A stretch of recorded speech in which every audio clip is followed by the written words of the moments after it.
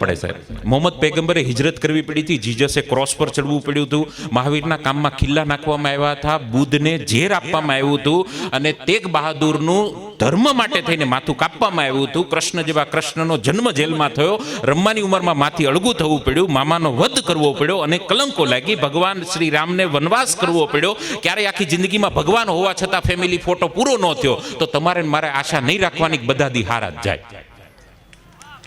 આ તૈયારીમાં શૈક્ષણિક ભવનની શરૂઆત થઈ. એટલા માટે 14 વર્ષનો વનવાસ છતાં નિલેશભાઈ અહીંયા આશ રાખીને બેઠા છે કે અહીંયા આ છોકરાઓ ભણશે, અને એટલા માટે 3 વર્ષથી શરૂઆત થઈ છતાં આજે આ કામ થઈ રહ્યું છે. ઘણા વેફરના પડીકા જેવા હોય, માલ ઓછો હોય પણ હવા વધારે હોય. તમે સમજો, વેફરનું પડીકું 10 રૂપિયા, એમાં વેફર ઓછી હોય, માલ ઓછો હોય પણ હવા જ નીકળી ભેરી હોય.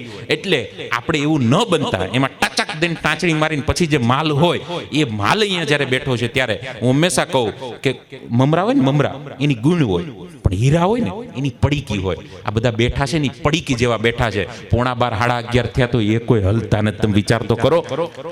અને નહીતર આ બેનો તમે વિચાર તો કરો. હવે દાન આપવામાં બેનોનું કામ નથી, શૈક્ષણિક ભવનમાં બેનોનું અત્યારે કઈ કામ નથી. આમાં કઈ 12મું ભણતા હોય કોઈ બેનો નથી, બધા અલગ અલગ પરિવારથી બેઠા છે. સાહેબ, આ સમાજની કદાચ આવી પહેલી મીટિંગ હોય કે એમાં કાંઈ લેવા દેવા ન હોય અને છતાં ભાવથી બેઠા હોય, આ વાતની ખાતરી પૂરે છે કે શૈક્ષણિક ભવન ખૂબ આવનારી કાલે મોટું થવાનું છે.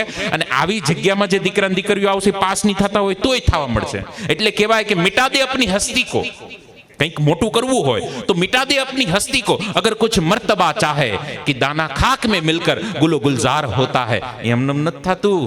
કાંટા હોય ને તો એના ઉપર પછી ગુલાબ આવે. એટલે હું છોકરાને ઘણી વાર કહેતો હોય કે આ ગુલાબી ઠંડી કૂવાની મજા આવે, પણ આ ગુલાબી ઠંડીમાં ગુલાબી બિસ્તર પરથી ગુલાબી નીંદને ગુલાબી લાત મારો ને તો દુનિયા હાથમાં ગુલાબ આપે. બાકી હારા તો એમને બધાને લાગે, એમનેમ નથી મળતા. એટલે આ સમાજને આવા વધુમાં વધુ રત્નો પ્રાપ્ત થાય. અને